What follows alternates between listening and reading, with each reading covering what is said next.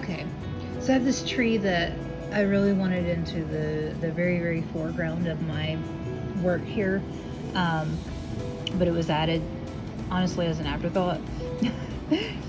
So I'm just gonna blend in all these leaves. There's some branches that are added in there. So I'm just gonna take my lightest green,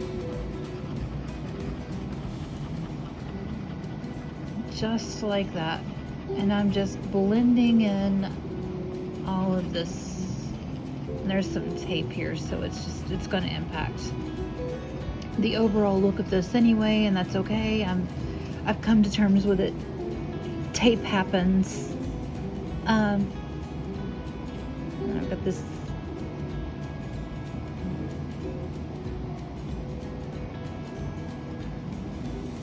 like I said, it was added as an afterthought, and so I'm gonna have to do a little bit of work to make it look like I intentionally added it.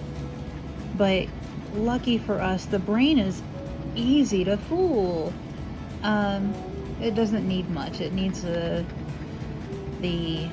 illusion of shadow, the illusion of light, and then suddenly it's like, oh yeah, that's a thing.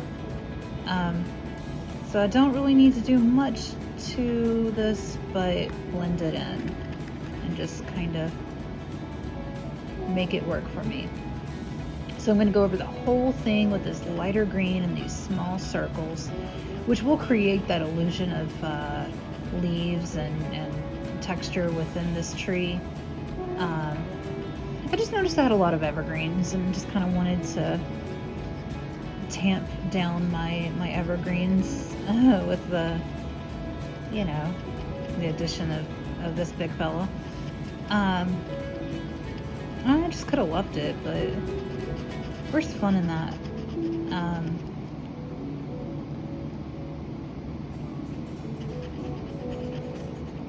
So I've got these dark lines that I'm gonna just blend. There we go. Blendy, blendy.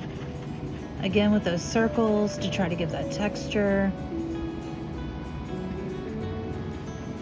And by adding in those little spots of black, kind of like this one,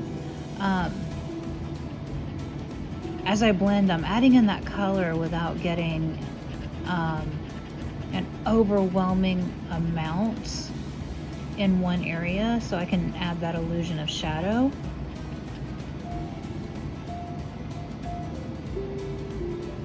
So it didn't really do, because again, your brain will fill in lines. Your eyes love to play tricks on your brain, so it'll tell your brain there's a line there when really there's not. See, like, once this is blended, my brain will be like, oh, this is a black line. It's not. It's actually black line, green line, black line. But my brain won't see that because it'll all be blended.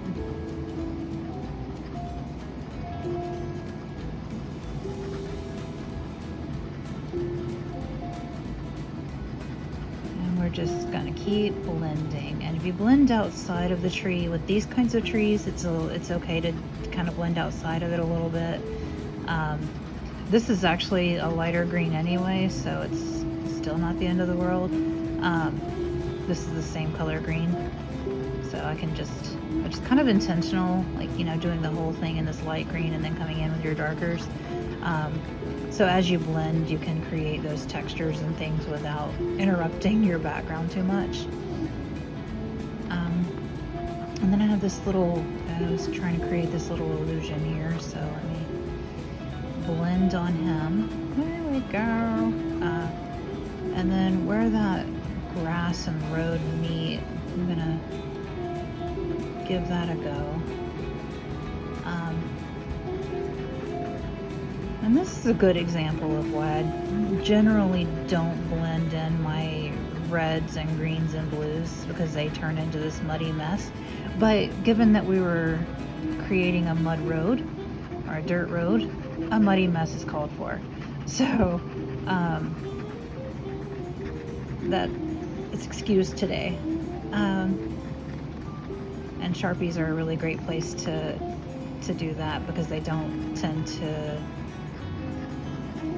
hold on to the colors of other markers as much as if I were to do this with a different type of marker. Sometimes those tend to, like if you use a red over a green and then you mark it somewhere, it'll mark with that muddy red-green look.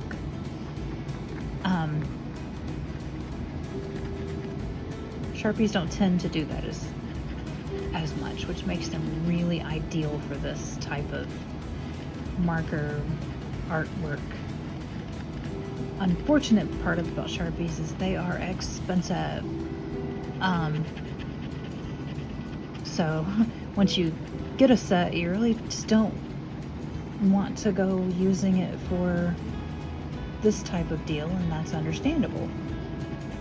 Okay, so I'm trying to get some of this behind this trunk. Here we go.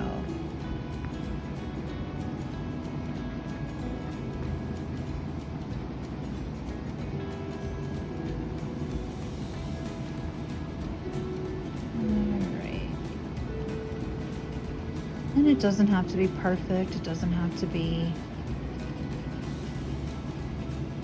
anything. And then I'm going to go over this brown with this green. Kind of make sure it's evenly spread out and blended, natural looking into my tree.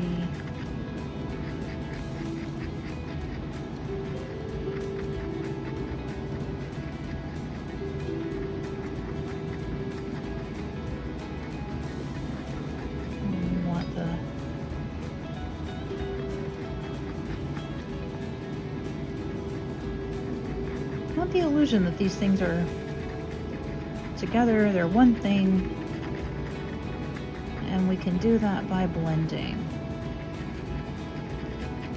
And so see, we've created that experience of the trunk going into the tree.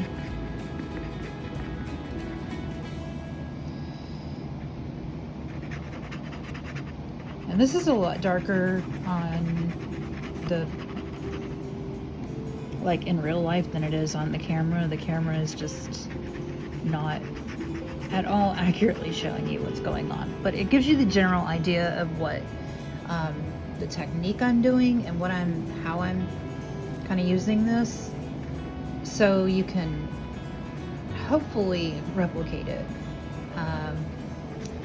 I would really love to see how you choose to take this art form of, drawing with Sharpies and how you use it in your artwork. Please like, share, subscribe. Show me how you're using these things on Lady Skhi Creations group page on Facebook. You can even, on my website, on the blog posts, comments are enabled. I haven't tried to share pictures, but hey, I'd love it if someone did. That would be awesome. Just take these things that I'm showing you and give them a try, and show me your try. Show me how you did it. Tag me, hashtag Lady Skhi Creations. It's SKHI. And let me see show me your work, show me your art. I'm dying to see it. I get all excited at the very thought. So yeah, I've now managed to kind of make this guy look like he was purposefully put there the first time, even though he was an afterthought, but that's okay. And we've blended in all of these trees down here that I'm going to blend. And then with our background, I didn't actually just draw trees. I did not do any tree drawing there. What happened, let me zoom in on this part. So what I did, I took my lightest green I came in straight down, just like so.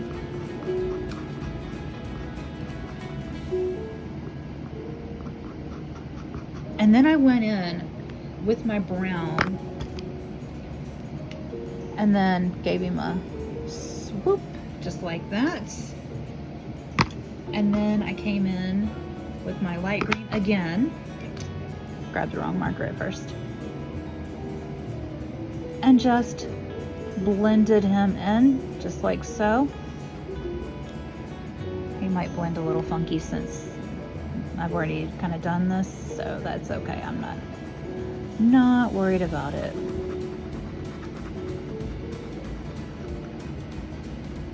And just blend that right on in. And my brain goes, ah, tree. But it's not, I mean, again, didn't spend a lot of time on it, didn't do a lot. There was no need to draw little squigglies or anything like that because it's way off in the distance. So my brain doesn't need all of those details of a tree to say, oh, that's a tree. Your brain doesn't either. I'm saying my brain because, you know, brains. But anyway, the human brain will tell you there's a tree there when there's not, when it's just a line and some blending. So that's the magic of art. Now he's a little bit darker than he was before, but he'll dry it lighter. Yeah, so with the magic of just creating those illusions, those little lines of, oh yeah, scratchy, scratchy, scratchy, okay, yeah. And then just blending them in with that lighter color, my brain, or the human brain says, oh yeah, that's a forest. I've seen a forest before, so I can just kind of imagine, yeah, that's a forest. And the same goes with these trees up here. You don't really have to do a whole lot of detail on them. I didn't have to go in and draw squiggly lines and, you know, things to say, oh, there's branches in here. My brain automatically says, oh, I see there's a branch. Oh, I got a fairy hair. My brain automatically sees, oh, there's a branch there. Okay. I didn't intentionally do that. It was just how it worked out with the blending. And you'll notice that with your art. I'm actually gonna come back in with this guy. I see some work he still needs. Anyway,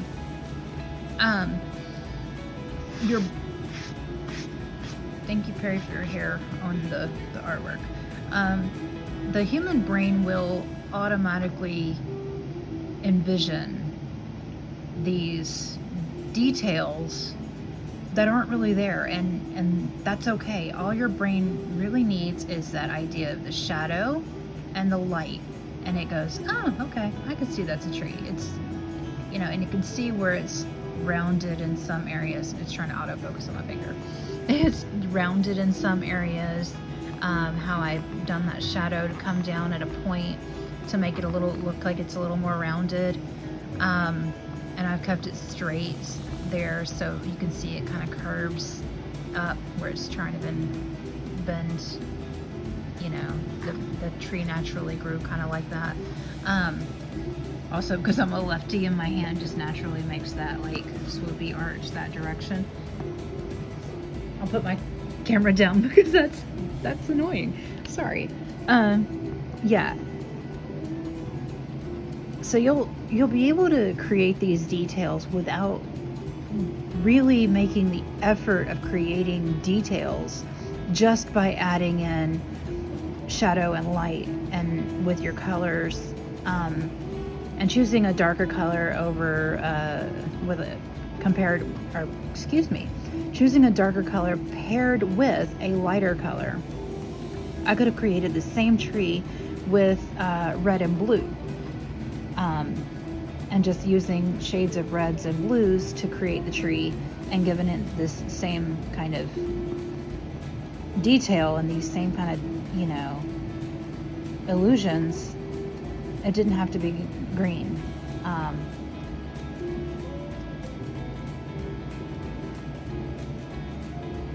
So as you're using these techniques and you're learning how to blend in these colors, you're gonna start noticing like, oh, okay, I see how this works. If I pull my Sharpie with this from the black into my tree, it'll naturally create that illusion of, you know, the shadow of the tree.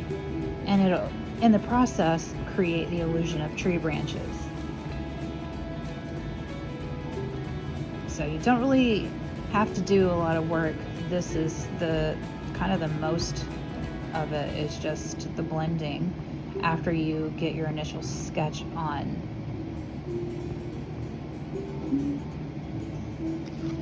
And so I'm going to move, so I have a bush here, kind of see this bush up to the foreground. I'm going to move the camera here so you can see this trio. Get it? Trio. Anyway. Yeah. Just so you can see kind of how I've already been working at, and I've got, it's really dark over here where there's, you know, the shadowing. And then you can see it gets lighter as this tree comes in to give your eyes that visual break between the two trees.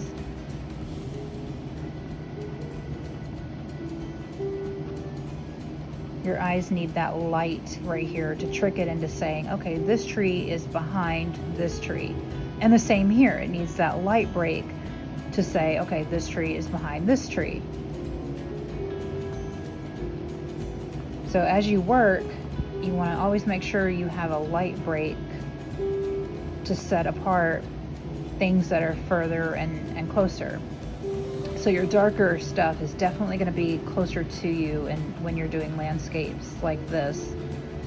So my darker tree is going to be here. And then if I had a tree, let me try to do this. If my marker were a tree, you see how much more detail I have. So it would, if I had another tree, like, move the camera so. So if my marker were another tree in the foreground, I would need to add a whole lot more detail to the tree where my marker would be in order to make it look like it was in the foreground, and it would have to be much bigger so that you can see with my marker as a perspective there, you see how big the trees are in the background, and you see where it kind of fades off into the distance. So you want to create that by using size and light. So how we did that here is this tree is, it's trying to focus on my marker again. So this tree, you can tell by the size at the base that it's closer because you see the full base, and then you see less base and then less base. Base. Base. I can't speak today. Anyway. And then with my shadowing, I've used less. So there's less on this one, there's a little bit more here, and then this one's got all the frills. So you can actually see with my shadowing how it created that illusion of the different pine needles, or I don't know, pine, whatever. The different needles of the tree are created when I create those textures with the blending. So you can kind of see like there's some shabbiness to it or whatever. Whereas it's not as defined on these other two trees as it is on this one. So if I were to have that tree up here where, you know, in the very, very front, I would have even more defined. That's when I would get into making sure I have like a really super detailed limbs and branches, and, you know, maybe I would have individual leaves on there. So that's where you get even more definition when you start pulling things into your foreground. But when it's way back here in the back, you don't need any definition at all. You can kind of just casually suggest with your medium, your marker, your whatever you're using. You can just casually suggest that there's a tree back here, and your brain goes, oh yeah, there's a tree back there. so you don't have to do as much work. A lot of times when you're starting out, you think, oh, well, all of my trees have to look like, you know, this tree or that tree where they're really heavily defined and, you know, whatever. And I could probably even go less defined with this tree even and blend it some more. And yeah, I think I will do that actually, because it doesn't need to be as defined because it's still in the background. I wouldn't, if I were looking at this tree from a distance, I wouldn't necessarily see every single branch, every single like place where it veered off and, you know, whatever. So I would see more leaves than I saw of those individual branches within the inside of the tree. So I want to kind of create the illusion of that, not the actual branches themselves. So it's okay if you draw them out at first like I did and sketch them out, and then come back in and just blend them out, because see, like our brain still says, oh, there's branches in there because it's dark where those branches were.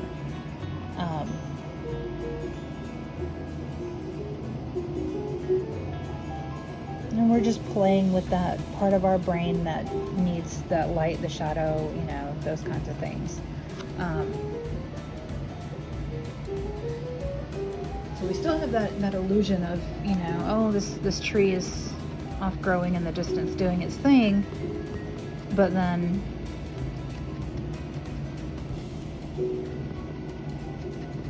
it looks more natural because it doesn't have all of the details. It doesn't have all of the branches and such that I had originally drawn in to come back in and work in. So I'm gonna go a little bit darker down here, again with that illusion of shadow, where it just veers off to the other, to nowhere. So that illusion of shadow, and then with that illusion of shadow I get less and less as I continue towards the light. So I have a whole lot of that dark green over here, but over here just a couple of just pieces of dark green. They're just kind of,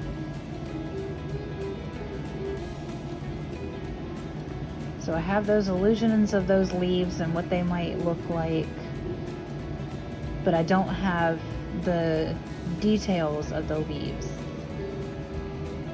So it kind of tricks my eye.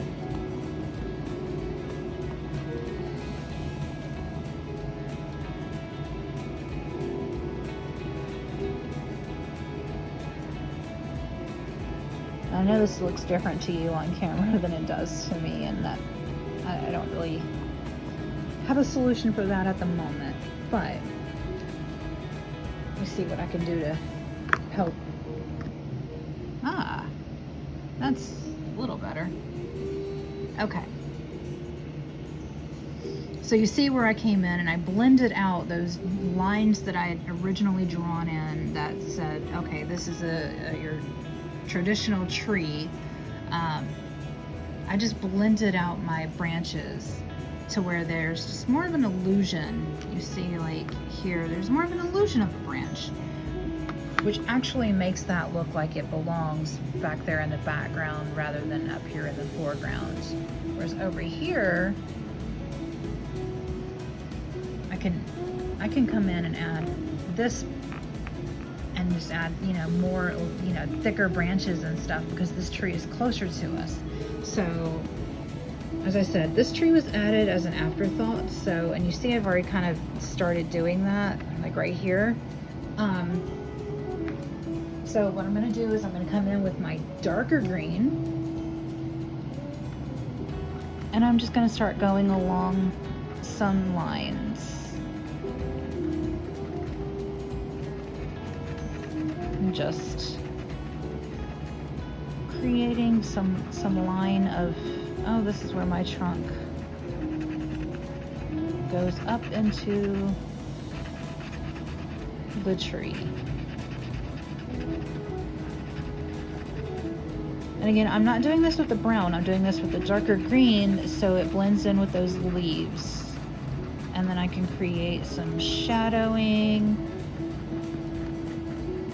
I'm gonna go darker over here. And then over here, it's still not really close to us. It looks closer, but it's not, still not too close to us for us to have like detailed leaves. But we can add in some suggestion of detailed leaves. And we can start getting in some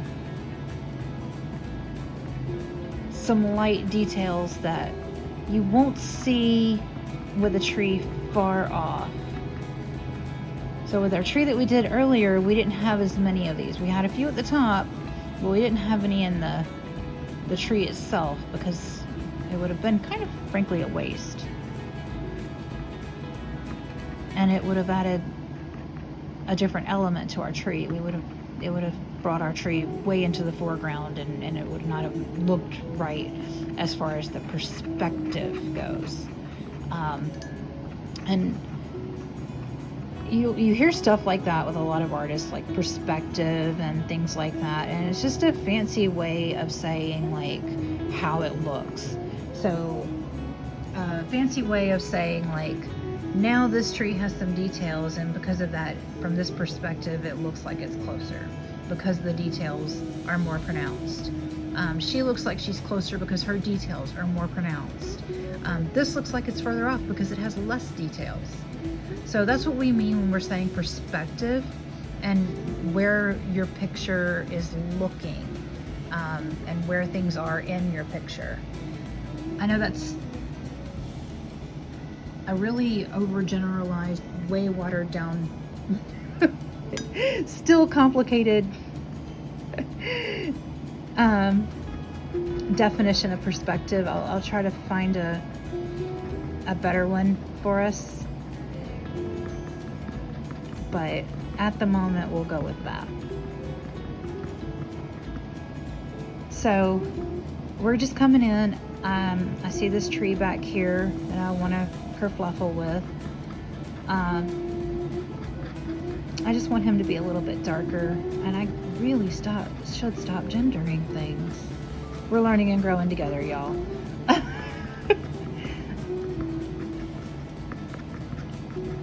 So I want it to be a little darker because I want it to come out of that background a little bit, so we can add, here's that word again, perspective. So what this is going to tell my brain, let me show you. This is telling my brain as I'm looking at this picture, this is close to me, this is closer, this is far away, that's really far away. And you could see the same thing with this road, how it kind of goes up off into the mountains. It just kind of, you can tell with the details how, you know, these are closer to us, and then these are just really far away and they have no details, and it just kind of smooshes off into nothingness. I don't know if that's making sense at all, y'all. I'm not used to talking to myself when I'm teaching. This is a learning process for me. Honestly, I don't know why I got really southern there for a second, didn't I? But no, this is a learning process for me because I want to teach you guys how to do these things, but I'm not used to not having like an audience. Like having somebody here to have some feedback as I'm giving this would be so much more helpful. But this is the world we're living in, and yeah, this is how my life is working out. How's your life working out? Again, I'm gonna do like a lot less over here. Do some, but not, we ain't going nuts with it. And just